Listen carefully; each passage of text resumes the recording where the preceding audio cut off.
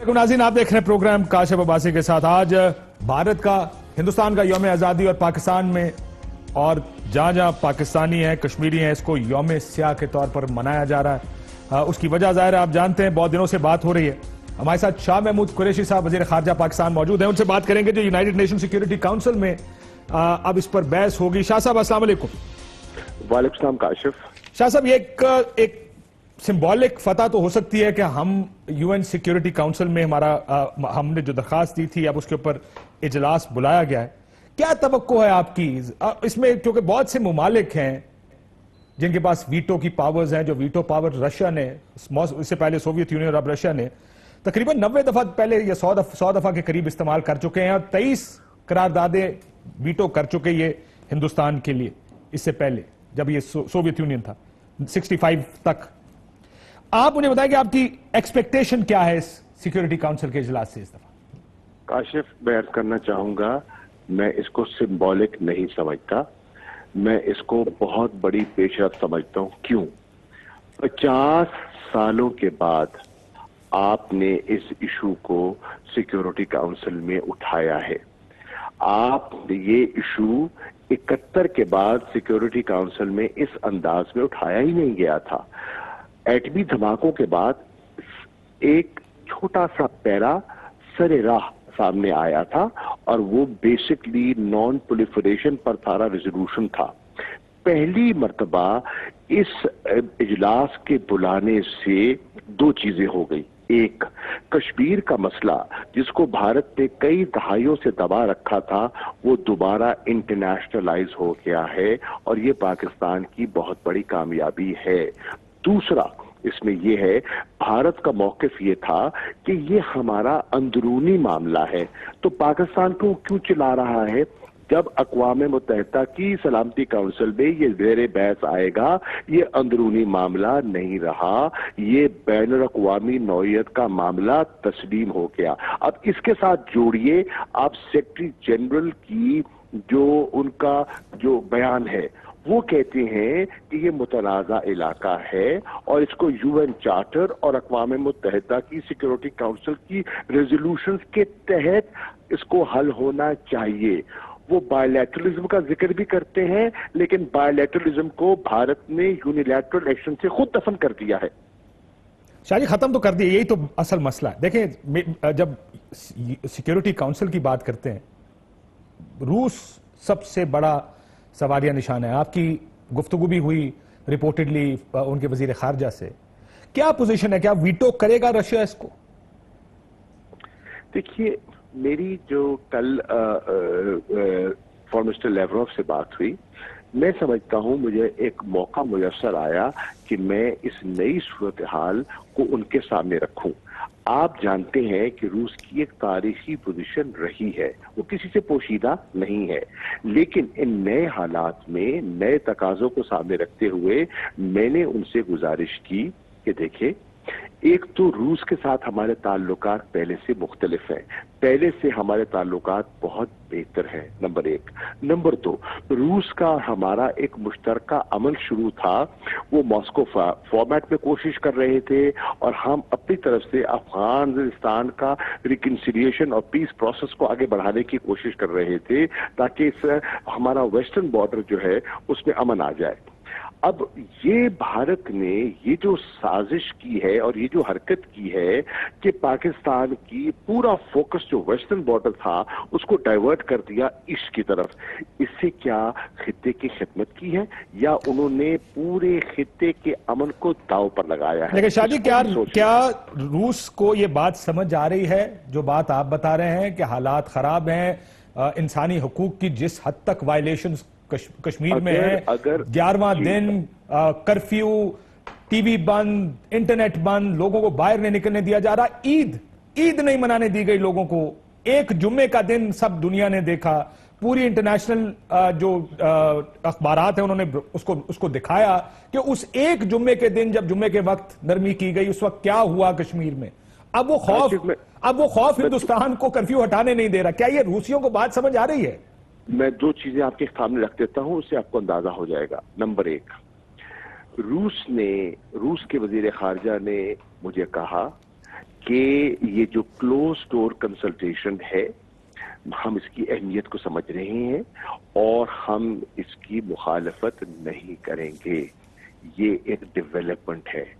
دوسرا انہوں نے کہا کہ ہم بھی ثالثی کے لیے تیار ہیں اگر بھارت آمادہ ہو. روس جو اس کا ایک موقف تھا اس سے ہٹ کر وہ ثالثی کی آفر کر رہا ہے.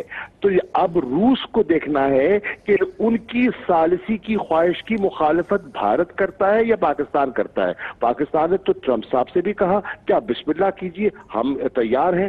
مخالفت کس نے کی؟ بھارت نے. روس اگر کہتا ہے میں کہتا ہوں بسم اللہ ہم تیار ہیں آپ قدم بڑھائیے. رکاوٹ کون ہے؟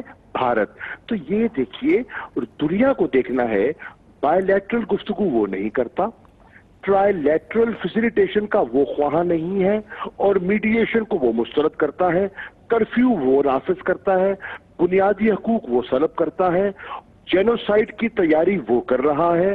9 لاکھ کے تقریباً وہاں فوجی تعینات ہو چکے ہیں.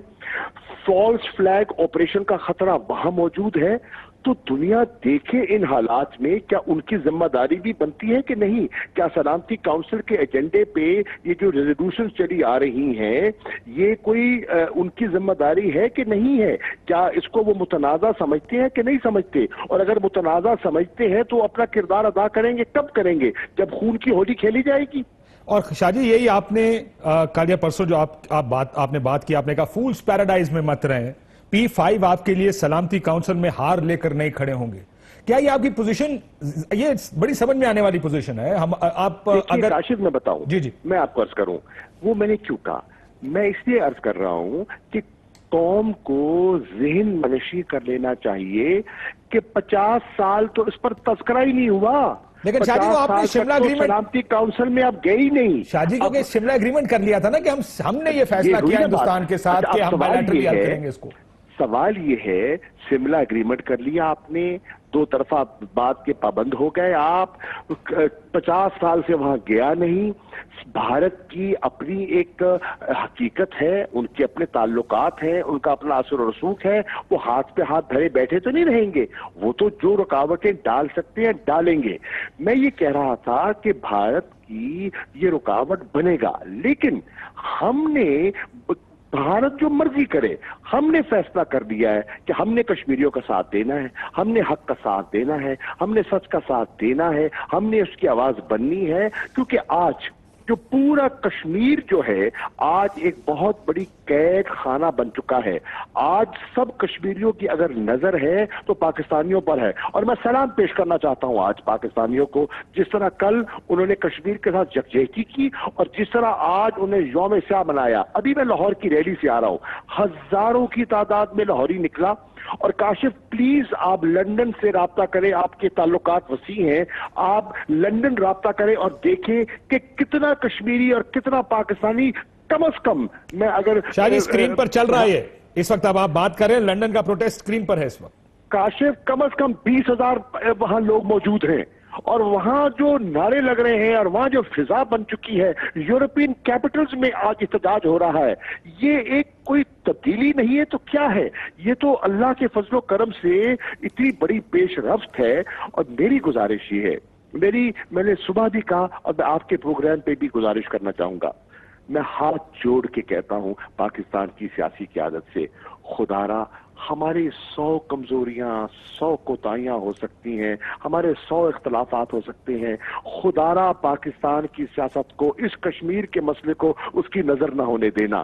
ہندوستان کا میڈیا انتشار پھیلانے کی کوشش کر رہا ہے, آپ ان کے ہاتھ نہ چڑھ جانا, آپ ان کی باتوں میں بہہ نہ جانا. اور یکجہتی کا جو ہم نے ایک پیغام دیا ہے, جو متفقہ قرارداد پاس کی ہے, اس پر ڈٹے رہنا. یہ پاکستان کے کشمیر کوز کا مسئلہ ہے, یہ کسی حکومت کا, کسی پارٹی کا مسئلہ نہیں ہے. یہ پاکستان کا مسئلہ. شاہ جی آئی ایگری کہ کچھ مسائل ایسے ہوتے ہیں جو پارٹی لائن سے بالا تر ہوتے ہیں, اس میں ظاہر تنقید ہوتی ہے, لیکن تنقید برائے تنقید یا سیاست بڑھانے کے لیے تنقید نہیں کرنی چاہیے. پہلے ہوتی رہی ہے لیکن اب نہیں, میرا تو خیال ہے پہلے بھی غلط, اب بھی نہیں ہونی چاہیے. بتائیں شاہ جی, میں اس بات پہ اس لیے اڑا ہوں, یہ جو ویٹو ہے نا, یہ سب سے بڑا UN سیکیورٹی کاؤنسل میں سب سے بڑا ہتھیار ہندوستان نے آج تک استعمال کیا.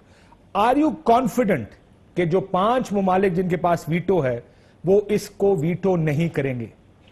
دیکھیے کاشف، میں ابھی ان کے بحاف پہ بات کیا کر سکتا ہوں؟ میں کوشش کر سکتا ہوں، پاکستان کوشش کر سکتا ہے، اور ہم سفارتکاری ہم جو بروئے کار لا سکتے ہیں ہم کر رہے ہیں، اور پاکستان کے اندر بھی کر رہے ہیں، پاکستان کے باہر بھی کر رہے ہیں۔ دیکھیے ہم نے کیا کیا، 1 تاریخ کو اس واقعے سے پہلے خط لکھا، 5 تاریخ کو جب واقعہ ہوتا ہے یہ بھارت کا اقدامات اٹھاتا ہے تو 6 تاریخ کو میں دوسرا خط لکھتا ہوں، 13 تاریخ کو میں ہنگامی اجلاس کا مطالبہ کرتا ہوں، اور الحمدللہ وہ جناب کل 16 تاریخ کو انشاءاللہ وہ اجلاس بلایا گیا ہے۔ 48 گھنٹے کے اندر، میرے خط کے 48 گھنٹے کے اندر، یہ ایک بہت بڑی پیش رفت ہے، پلیز اس کو انڈرسٹینڈ کیجئے۔ اس کے بعد چین کے ساتھ ہمیں حمایت ملتی ہے، اس کے ساتھ دیگر لوگوں کے ساتھ ہمارے جو روابط ہو رہے ہیں، بات ہو رہی ہے۔ آج 50 سے زیادہ ممبران پارلیمنٹ، ہاؤس آف کامنز کے ممبرز نے یہ خط ارسال کیا ہے اقوام متحدہ کے سیکرٹری جنرل کو، یورپین یونین کے پارلیمنٹیرینز نے خط لکھا ہے۔ آج اس وقت آپ واشنگٹن پوسٹ دیکھ لیں، آپ گارڈین دیکھ لیں، نیو یارک ٹائمز دیکھ لیں، ان کے ایڈیٹوریلز دیکھ لیں، آج پوری دنیا میں CNN، BBC، الجزیرہ، ہر طرف کشمیر اور کشمیریوں کا ذکر ہو رہا ہے۔ تو یہ ایک اتنی، اس کو سینٹر سٹیج پہ آ چکا ہے، انٹرنیشنلائز ہو چکا ہے یہ مسئلہ جس کو انہوں نے دبا رکھا تھا۔ حق خود ارادیت کی تحریک کو انہوں نے دہشت گردی سے 9/11 کے بعد بڑی خوبصورتی سے اس کو رنگ دے دیا دہشت گردی کا۔ آج اللہ کے فضل و کرم سے لوگ کہہ رہے ہیں کہ نہیں، یہ انسانی مسئلہ ہے، یہ انسانی حقوق کی پامالی ہے۔ آپ دیکھیے تو صحیح جو لوگ خط لکھ رہے ہیں۔ بالکل شادی، جو ہم دکھاتے بھی رہے ہیں، جو اخبارات میں لکھا گیا پچھلے پروگرامز میں، جس قسم کی ہیڈ لائنز لگی ہیں باہر کے اخبارات میں، new York Times, post, Washington post میں، گارڈین میں، BBC، یہ واقعی بات درست ہے کہ مسئلے کو کم از کم ایک سیریسلی دنیا نے لینا شروع کر دیا ہے۔ اب سیکیورٹی کاؤنسل پر آخری سوال، یہ بتائیے آؤٹ کم کیا دیکھ رہے ہیں اس سے؟ از دیر این آؤٹ کم، اور یہ پھر بیٹھیں گے، گپ لگائیں گے اور فارغ کر دیں گے، اس طرح کا کام تو نہیں ہوگا؟ نہیں کاشف ایسا نہیں ہوگا۔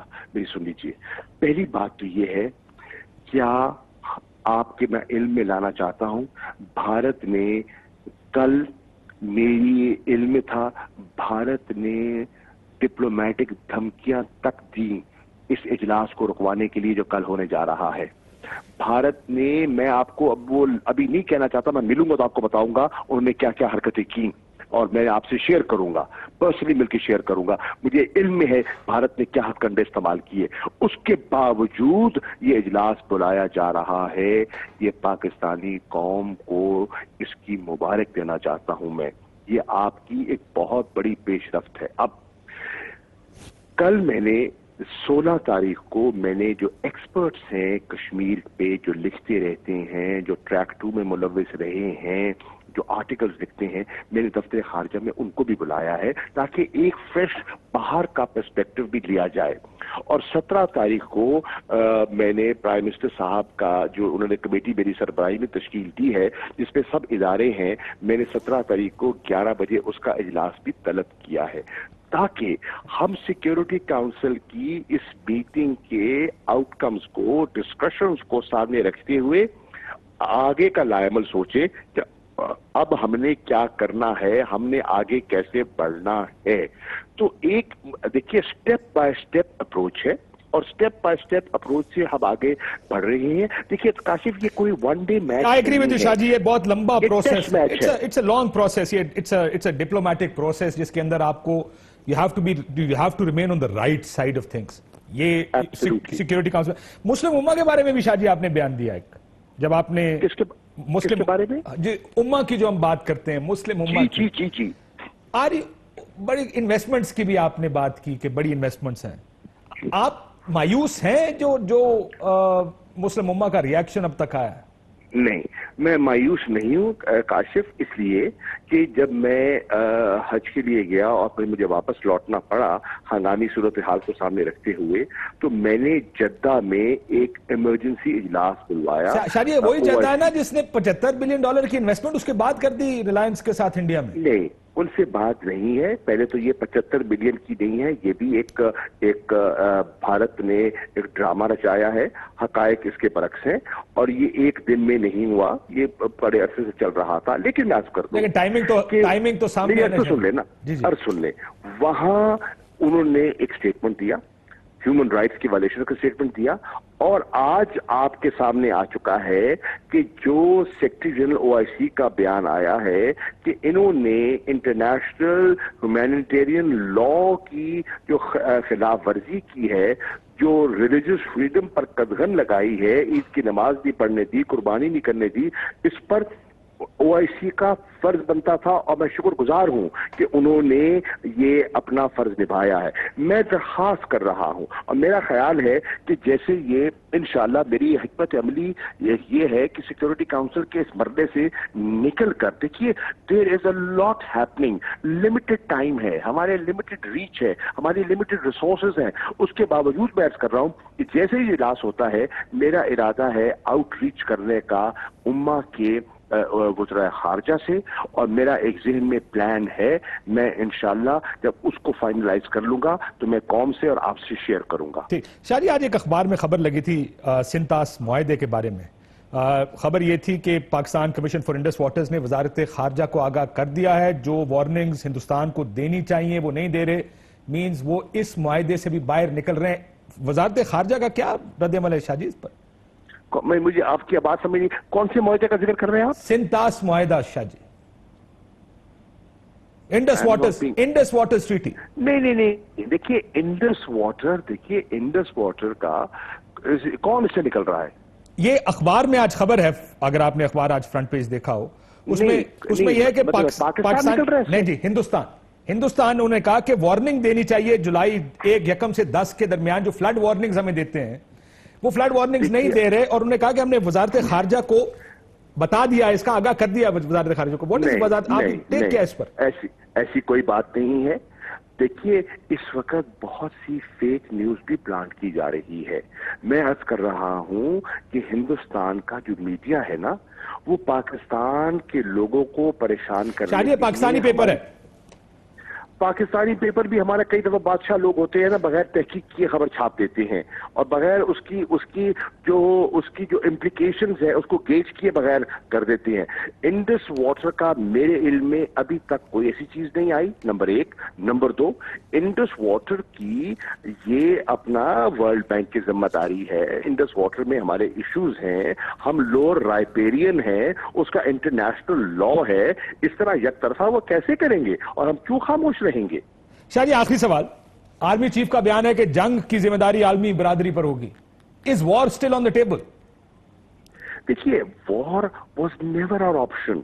پاکستان کا یہ موقف رہا ہے, اور پاکستان کا یہ موقف ہے کہ 2 ایٹمی قوتیں اس حماقت کی طرف جا نہیں سکتی. یہ میوچل سوسائڈ ہے. لیکن اگر بھارت نے ہم پر چڑھائی کی تو دفاع کا تو حق رکھتے ہیں. جیسے 26 تاریخ کو انہوں نے جارحیت کی تو 27 تاریخ کو ہم نے منہ توڑ جواب دیا. اگر پھر انہوں نے کوئی حرکت کی تو ہم ہر ایونچوالٹی کے لیے انشاءاللہ ہمیں تیار پائیں گے. بہت شکریہ شاہ محمود قریشی صاحب, وزیر خارجہ پاکستان. ہمارے ساتھ کشمیر امور کے وزیر بھی حصولت, اور آپ کا کردار اس سارے میں, یہ جنگ آپشن نہیں ہے, کیونکہ پاکستان میں یہ بڑی بحث چل رہی ہے کہ ہم نے 70-75 سال اس ایشو کو اس طرح اتنا ملک کی نسوں میں رچ بس گیا ہے. کشمیر ایشو, اس پہ ہمیشہ یہ ہوا کہ نہیں مر جائیں گے, اس کو نہیں کرنے دیں گے. کیا کرے گا اب, ہو کیا رہا ہے, کیا کرنے جا رہے ہیں؟ بسم اللہ الرحمن یہ الرحیم. ڈپلومیٹک کے علاوہ کچھ نہیں ابھی ہمارے پاس. دیکھیں جی باقی تو آپ کو وزیر خارجہ صاحب نے سارا بتا دیا خارجہ پالیسی کے حوالے سے. میں سمجھتا ہوں کہ جنگ جو ہے وہ سب سے آسان آپشن ہوتا ہے. کسی بھی لڑائی کرنا تو بہت ہی آسان ہے, لیکن آپ لوگوں کا میرا خیال آؤٹ لک تھوڑا ڈیفرنٹ ہے اس چیز کے اوپر کہ لڑائی آسان ہے. اس کیس میں it's a thought out decision, I agree with you. جنگ کے جو مسائل جنگ کے بعد پیدا ہوتے ہیں ان کو دیکھنا پڑتا ہے. جنگ مسئلوں کا حل نہیں ہے. آپ دیکھ رہے ہیں رشیا نے جنگ کی, ٹوٹ گیا. اس کے بعد وہی افغانستان جس کو سمجھا جاتا تھا کہ وہ جیت گیا ہے وہ جنگ, وہی افغانستان آج تک جنگ میں ہے, حالت جنگ میں ہے. امریکہ جو ہے سپر پاور, آج افغانستان میں جنگ کرنے کے بعد کہہ رہا ہے کہ جی بات چیت سے مسئلہ حل ہو جائے. ہم ہر حد تک جائیں گے, لیکن ہم یہ سمجھتے ہیں کہ اس وقت انڈیا نے خود ہی یہ کر کے کشمیر کے مسئلے کو کافی عرصے بعد دوبارہ انٹرنیشنلائز کر دیا ہے. لائم لائٹ میں لیا ہے, everybody is writing about this, ہر کوئی لکھ رہا ہے. اس سے پہلے یہ تھا کہ صرف پاکستان اور انڈیا کا مسئلہ بن چکا تھا. ہم بلیک ڈے بنا لیتے تھے, سالیڈیرٹی ڈے بنا لیتے تھے, یوم یکجہتی ہے کشمیر, انڈیا وائلیشن کر رہا تھا کنٹینیوس, وہاں پر 5 فروری کو چھٹی دے دیتے تھے. ہاں, انڈیا وہاں پہ وائلیشن کر رہا تھا اور ایل او سی پہ بھی وائلیشن کر رہا تھا.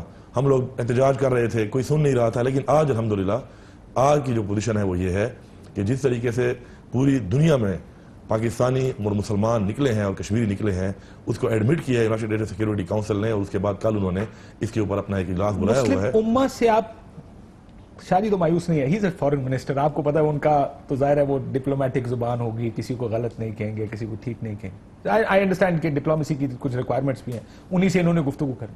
آپ مایوس نہیں ہے کہ مسلم امت کا جو رد عمل نہیں آیا تو چھوڑے نہیں آیا؟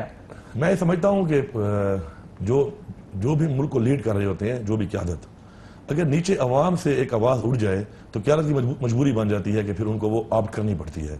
میں سمجھتا ہوں کہ اب جو ہم اس کام پہ لگے ہوئے ہیں اور جس طرح ہم نیچے مسلمانوں کو جگا رہے ہیں اور اٹھا رہے ہیں, اگر ہم کامیاب ہو گئے تو قیادت اگر نہیں بھی چاہتی بغیر کاز آف دیئر ریزنز کہ ان کے کوئی اکنامک ایشوز ہیں ان کے ساتھ اور آگے کوئی ان کے معاہدے ہوئے ہیں, لیکن اگر یہ آواز ان ممالک میں اڑ گئی مسلمانوں کی طرف سے تو ان کی قیادت مجبور ہو جائے گی کہ وہ مسلمانوں کا کشمیر میں سپورٹ کرے. اور مجھے پورا یقین ہے انشاءاللہ, وہ تو کہہ رہے ہیں کہ جس طرح پر امید ہے انشاءاللہ, میں اس پہ پر امید ہوں کہ مسلمان کے اندر کا مسلمان چاہے جتنا بھی سویا ہو, لیکن ایک حد کے بعد جب مسلمان سے بہت ظلم شروع ہو جائے تو جاگ ہی جاتا ہے. مسلمان کے جب $75 ارب کی انویسٹمنٹ چلی جائے نا کسی ملک میں, مجھے پتہ نہیں اس کی مسلمانیت یا اسلام کس وقت جاگے گا, لیکن اس کا جو ایمان کی کمزوری ہے, وہ جو ڈالر ہے نا وہ جاگا رہتا ہے اس کا. یہ جو آپ بات کر رہے ہیں, آپ نے یو اے ای کو سنا نا, یو اے ای کا بیان آپ نے دیکھا ہوگا, بالکل انہوں نے کہا جناب بہت اچھا ہوا جو کشمیر میں ہندوستان نے کیا. حالانکہ ہمارے ان سے ایکسپو کی وجہ سے تھوڑے اختلافات ہیں, لیکن دیکھیں I was surprised to see this. ایک بات جو آپ کر رہے ہیں نا, یہ آپ نے خود ہی بیان کر دی ہے کہ ایمان کی کمزوری کی نشانی یہی ہے کہ آپ اپنے مذہب کو, اپنے دین کو نیچے رکھ کے اپنے پیسے کو دیکھتے ہیں. لیکن انشاءاللہ یہ چیز ہم کاؤنٹر کر لیں گے. اگر لنکیجز فائنینشل ہیں, اگر اس کا تعلق پیسے سے ہے, پھر آپ ہندوستان سے کمپیٹ کیسے کریں گے؟ میں نے کل بھی اپنے اس میں ایک بات کی ہے کہ مسلمانوں نے ہمیشہ جو ہے وہ جب بھی, آج سے نہیں ہماری تاریخ ہے, ہم نے کبھی مقدار سے جنگ نہیں لڑی اور نہ ہی اسلحے کے زور پہ لڑی ہے, جذبے سے لڑے ہیں ہمیشہ مسلمان. اسلام جو پھیلا ہے, اتنی بڑی بڑی سپر پاور کو اس ٹائم میں ہرایا ہے, اور اسلام نے اتنی بڑی جو ایک جیت اسلام کی ہوئی ہے, اس کی وجہ صرف اور صرف ایمان کا جذبہ تھا. انشاءاللہ وہ قائم ہے. اور باقی یہ جو آپ سمجھتے ہیں کہ انڈیا جو ہے وہ بہت بڑی سپر پاور ہے, میں تو انٹرنیشنل, میں تو ڈپلومیسی کی بات کر رہا ہوں. بالکل, کہ جو اس کا سائز ہے, اس کی اکانومی کا سائز ہے, مائنڈ سیٹ بنا ہوا ہے. تو میں یہ سمجھتا ہوں کہ اتنا بھی سپر پاور انڈیا نہیں ہے. انڈیا کے پاس جو انڈیا کی یہ فوج ہے, یہ اتنی فوج کے بعد نہتے کشمیریوں کو 7 لاکھ پہلے تھے, 9 لاکھ ہو گئے ہیں. ایک دن انہوں نے صرف جمعے کے دن تھوڑی دیر کرفیو کو چھوڑا ہے. کیا حال ہوا ہے ان کا, خوف کے مارے وہ لوگوں کو گھروں سے نکلنے ہی نہیں دے رہے. میں تو یہ سوچ رہا ہوں کتنے دن کرفیو لگا کے رکھیں گے, کب تک یہ کام کریں گے. میں آپ کو ایک چیز سنانا چاہتا ہوں. ایک آبزرور مشن آنا چاہتا تھا امریکہ سے ہندوستان کے لیے. ان کا ایک انٹرویو ہے ایک امریکی ٹی وی کے ساتھ. ان کو 3 دفعہ ویزا نہیں ہندوستان نے. سنیے گا کہ وہ اپنے فرسٹریشنز کا اظہار اور کیا مذہب کے اقلیتی مذاہب کے ساتھ کیا ہو رہا ہے ہندوستان میں اور اس کے خدشات کیا ہیں. یہ ایک آفیشل گورنمنٹ کی طرف سے کمیٹی ہے ہیومن رائٹس پر, کیا کہتے ہیں ذرا سنیے. The U.S. State Department has recently expressed disappointment at the Indian government's refusal to allow a delegation on religious freedom to visit the country this week. 3 delegates from the U.S. Commission on International and Religious Freedom were scheduled to visit India, but they were not granted visas. One of those delegates is Father Thomas Reese, and he joins us now from our Washington, D.C. bureau. Father, thanks for joining us today. Good to be with you, Heather. What was the purpose of your delegation's scheduled trip to India? Well, the reason we like to visit countries is so that we can get the actual facts and circumstances of the situation of religious freedom in a country by visiting it, by talking to religious leaders, talking to people on the ground, and also talking to government leaders to get their side of the story. Our responsibility is to advise the President and the State Department on the situation around the world in terms of religious freedom. میں معافی چاہتا ہوں, آپ کو break کے بعد اس کے آگے بھی سناتے ہیں کہ اس میں کیا بات, اس میں انہوں نے یہ وہ گروپ ہے جس نے امریکی صدر کو اور اسٹیٹ ڈپارٹمنٹ کو ایڈوائز کرنا ہوتا ہے. بریک کے بعد آپ کو باقی کا بھی سنائیں گے. بریک لیتے ہیں ناظرین, بریک کے بعد واپس آتے ہیں. ویلکم بیک ناظرین. بریک سے پہلے آپ کو سنا رہے تھے جو گروپ جو ریلیجس فریڈم یعنی مذاہب کی جو آزادی کی رپورٹ صدر امریکہ کو اور اسٹیٹ ڈپارٹمنٹ کو دیتا ہے, وہ انٹرویو سنا رہے تھے, وہ بیچ میں پورا نہیں سن سکے. اس کے آگے کا حصہ سن لیں جہاں پہ وہ یہ کہہ رہے کہ ہندوستان نے ان کو ویزا نہیں دیا, 3 دفعہ ویزا ریجیکٹ کیا. یہ گروپ جانا چاہتا تھا کہ مذاہب کی آزادی کی سچویشن اس وقت کشمیر میں کیا, ذرا سن لیجیے. Religious freedom. And India is one of the places that we wanted to get a first-hand view and understanding of the situation so we could be very fair and accurate in our report. Father, did the Indian government give any reason for not granting the visa to you? No, not really. This is actually the 3rd time that they have turned us down, not given us visas. Which is kind of sad. I mean, India is a dynamic democracy. It claims to be a non-sectarian state. It has pledged itself to international agreements on religious freedom. So what is it hiding? Why isn't it willing to have us come and look at the situation? And what is the situation that you wanted to look at? What are the concerns about religious freedom in India? Well, one of the biggest concerns is there's a lot of inter-religious conflict and violence going on. There have been situations where thousands of people have been killed in conflicts between Muslims and Hindus. We've seen situations where churches have been burned and attacked by mobs. And sometimes the police are there and they're just standing by doing nothing or, participating. This is not the way governments should act, not governments that are committed by their constitution and international agreements to protecting religious freedom. And what have you seen with Christian churches as targets in particular? Is the violence there increasing? What's going on with that?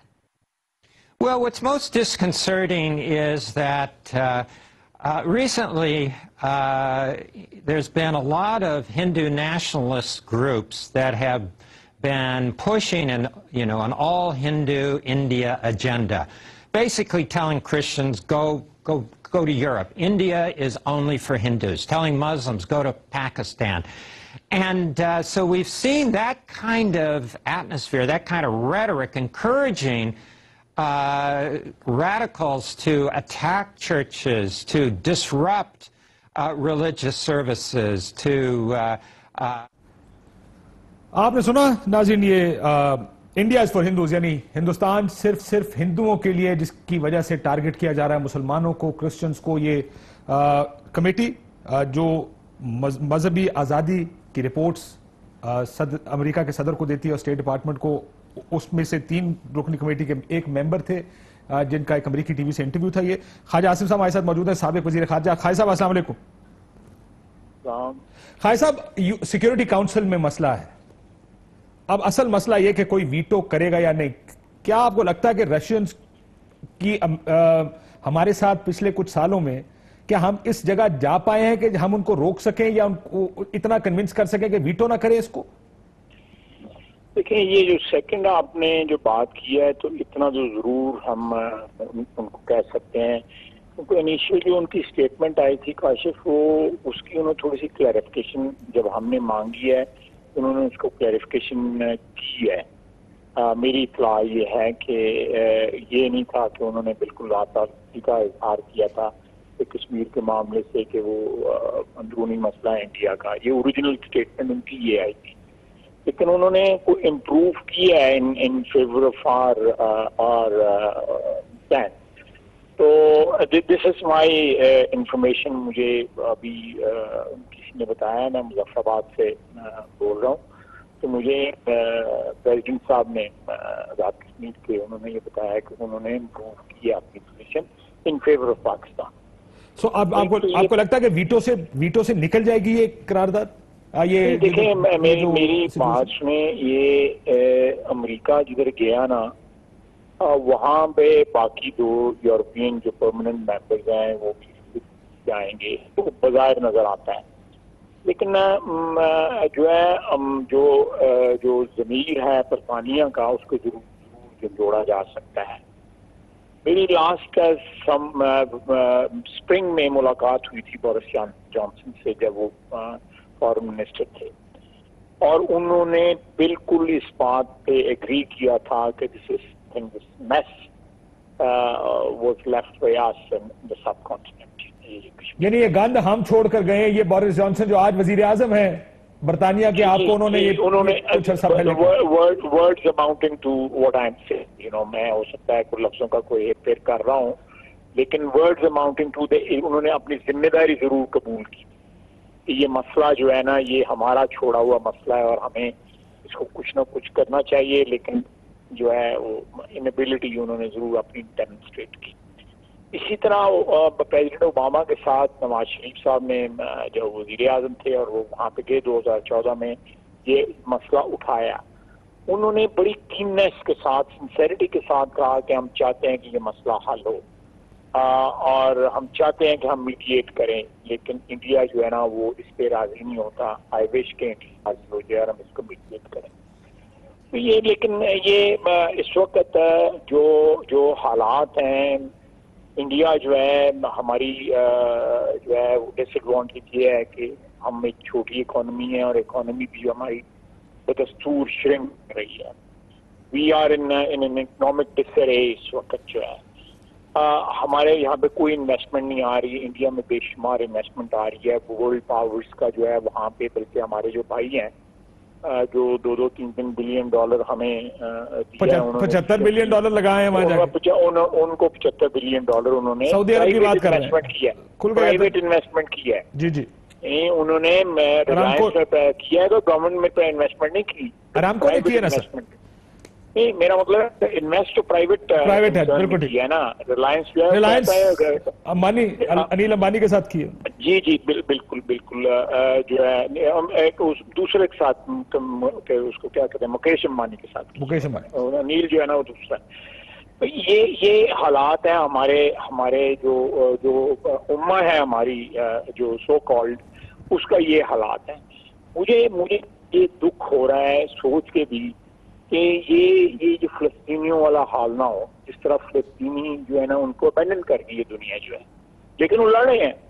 خالصہ پھر آپ کی بات یہ ہے کہ اب معاملہ فیصلہ طاقت, سائز اور اکانومیز کی بنیاد پر ہوگا, ٹھیک اور غلط کی بنیاد پر نہیں ہوگا دنیا میں فیصلہ. نہیں بالکل, یہ دنیا میں یہی رواج ہے. لیکن ایک بات میں ضرور کہوں گا کہ ہمیں اپنی سیریسنس جو ہے وہ ڈیمونسٹریٹ کرنی چاہیے. اس حد تک سٹیکس ہائی کرنے چاہیے کہ دنیا کو یہ خطرہ پیدا ہو کہ یہاں پہ پرولیفریشن ہو سکتی ہے جنگی ماحول کی, اور یہ ایک ایسا علاقہ ہے جن کے پاس نیوکلیئر ویپنز بھی ہیں, اور یہ ساری دنیا کے لیے یہاں کی ٹینشن جو ہے خطرہ بن سکتی ہے.